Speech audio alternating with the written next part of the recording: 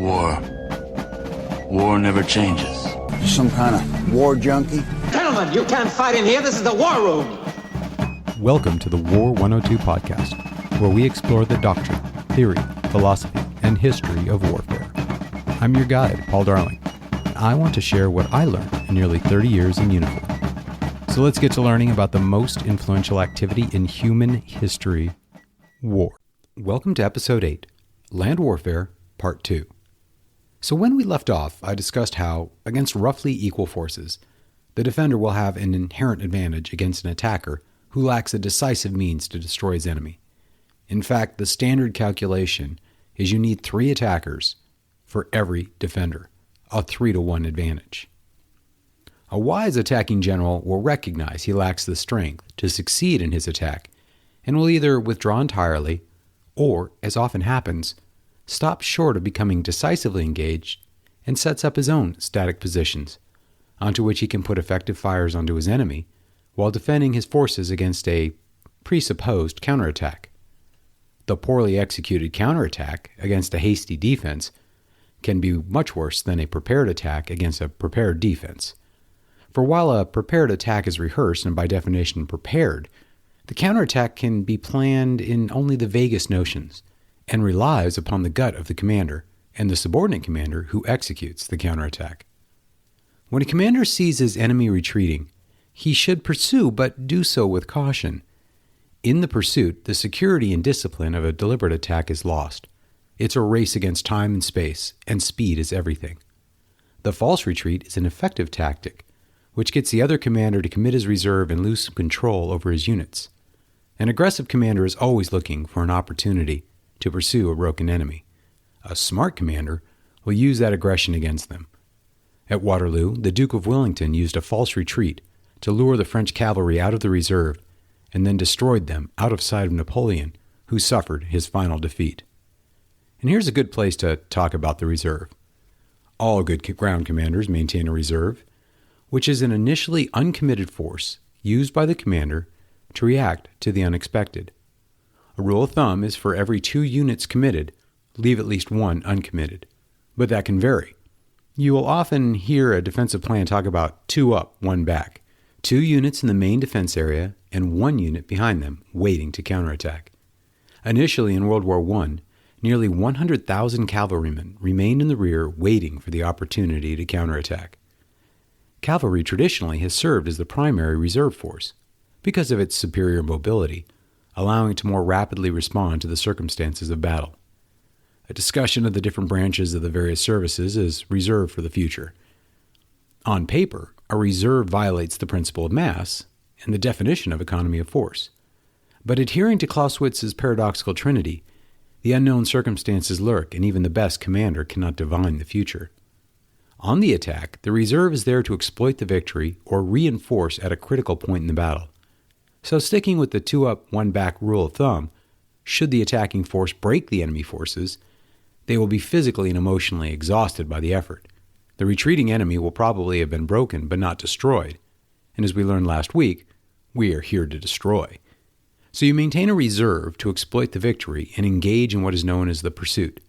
In the Army, there is a saying. It means that he has nothing left and is giving it his all, whatever the issue may be. Of course, in business, the cash or management reserve is critical to cover unplanned operational expenses without having to tap into less liquid assets. In fact, depending on the industry, a 1/3 management reserve is a fairly common number, and unsurprisingly matches the military's default ratio. In the history of ground warfare, the vast majority of actual casualties are incurred not in the main clash of enemies, but rather when one force has defeated the other and the loser flees the battlefield. There is an old saying in the Army, there's a lot of them. In chaos, there is profit. In extreme chaos, there is extreme profit. Ideally, a good commander, and how rare those are, will see that his forces are incapable of maintaining their current position, whether that be attacking or defending, and will deliberately withdraw his forces while under fire, but maintaining discipline and unit cohesion. Here again, the reserve is an essential component to temporarily replace the attrited forces in direct contact with the enemy, allowing the frontline units to regroup, catch their breath, and fall back in a disciplined manner to another prepared defensive position, and thus leapfrog back rather than turning their backs and simply running away. But it is often the latter scenario that ends up happening. The old Roman saying of "return with your shield or on it" reflects the desire of the broken and beaten enemy to discard his heavy armor and arms and simply running away faster than the pursuing enemy can catch him. So here the reserve, ideally the faster cavalry, is used to chase down these hapless individuals, no longer soldiers in any real sense, and stab them in the back with a sword or lance. A nasty business. During Operation Desert Storm, after the coalition ground forces broke apart the defensive positions of the Iraqis, the coalition air forces, acting as modern cavalry, destroyed the retreating Iraqis on what became known as the Highway of Death. It is critical for a successful defense to ensure these undisciplined routes don't happen. Good training and discipline being first and foremost, but as has been known in history, more drastic measures have been taken. Fleeing the battlefield without orders is an executable offense in nearly all militaries, for fear is contagious. The Soviets in World War II, and they were not the only ones, maintained units behind the main line, whose mission was to execute anyone retreating. As Stalin noted, it takes a brave man to be a coward in the Soviet army. Frederick the Great was quoted as saying, "The men should fear their officers more than the enemy." The pursuit of a broken enemy should continue until they can pursue no longer. In ancient warfare, the pursuit continued generally until nightfall. In more modern conflict, the pursuit can last for months. This brings us to another Clausewitzian concept, the culminating point. The natural route of the retreating enemy is back to his base. And the closer you are to your base, the stronger you are, both mentally and physically.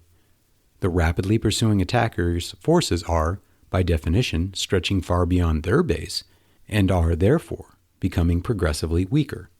So, in the theory and often reality of war, there reaches a culminating point where the attacker, by virtue of logistics and physical and mental exhaustion, can no longer effectively pursue, and the strength of the fleeing enemy has, suddenly, turned greater than the up till now victorious attacker. Napoleon and Hitler both reached their culminating points in the endless expanses of Russia, the former just past Moscow, and the latter in the meat grinder of Stalingrad. Understanding the culminating point and guarding against exceeding it is another critical skill for the would-be commander, and pursuing up to, but never beyond, the culminating point is the mark of genius. You can see this concept in boxing. In a match, the boxers are working to work through the other's defense, punching and counterpunching. Both boxers looking for that weakness they can exploit. Then you can see a boxer land a great punch, stunning his opponent. In boxing, you follow up, otherwise known as the pursuit. Here the attacker is throwing big, hoping to finish the enemy while his defenses are down. Likewise, the stunned boxer will go completely defensive, creating a shell around his head and body with his arms and his hands, weaving his head hoping to avoid the final blow. This defensive shell can also allow him to rest, while his opponent on the attack is using all his energy at that moment to finish the fight. If the attacker doesn't recognize that his blows aren't working and goes back to neutral, he can exhaust himself and open himself up to the brutal counterattack, back to Ali's rope-a-dope. This is the culminating point for the attacker, and a good fighter knows when to recognize it on both ends. This concept of the culminating point drives the idea of the defense in depth or trading space for time. To deliberately have several lines of defense in sequence, with the defender falling back to each successive line and each time drawing the attacker farther from his base and exhausting them.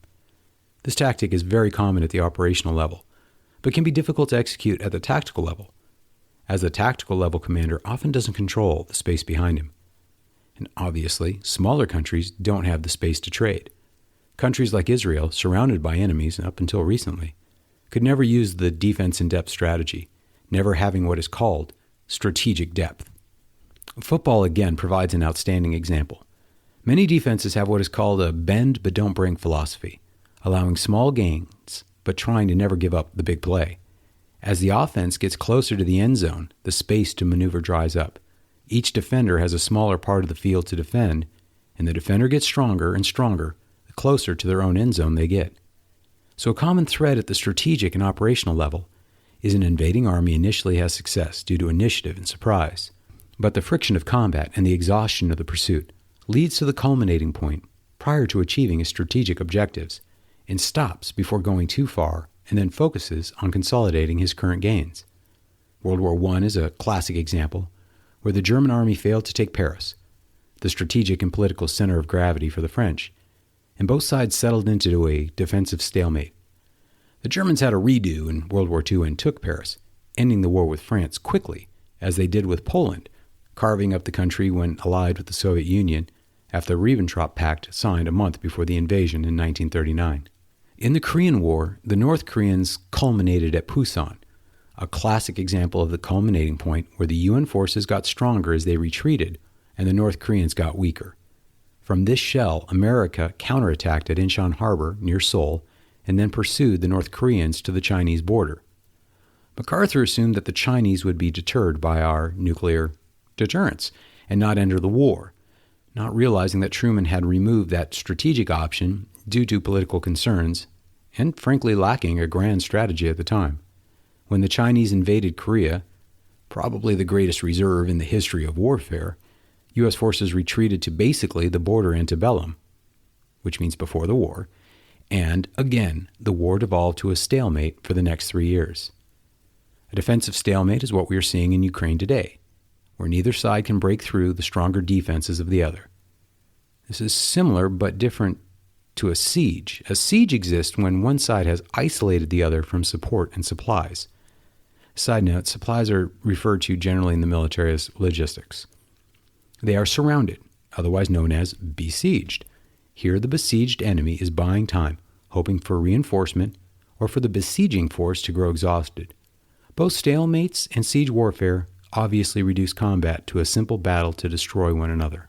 Countries, too, can be besieged or surrounded. But at the operational level, this can actually bring an advantage.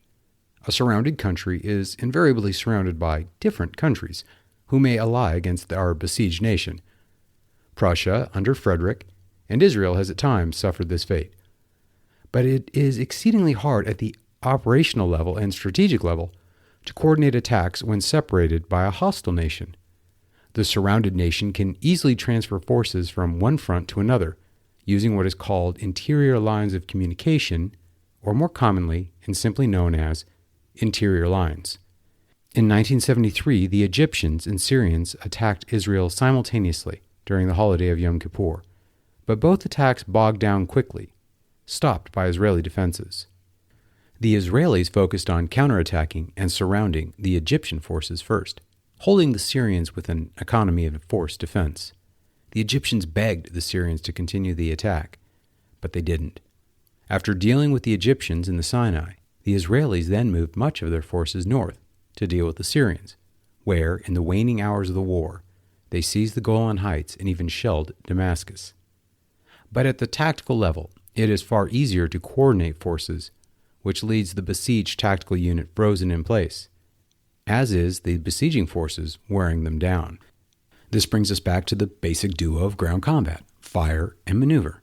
When maneuver is gone, all you are left with is fires.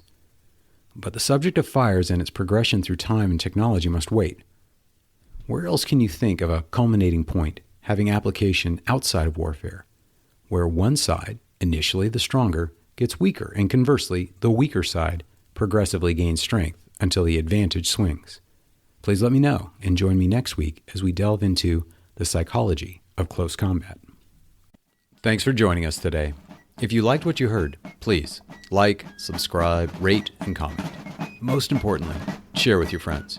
Join the conversation at the War 102 subreddit, and check out the War 102 Buzzsprout website for links to more information and supporting videos. Send me an email at war102podcast@gmail.com. I look forward to your comments and hope you join us again next week. See you then.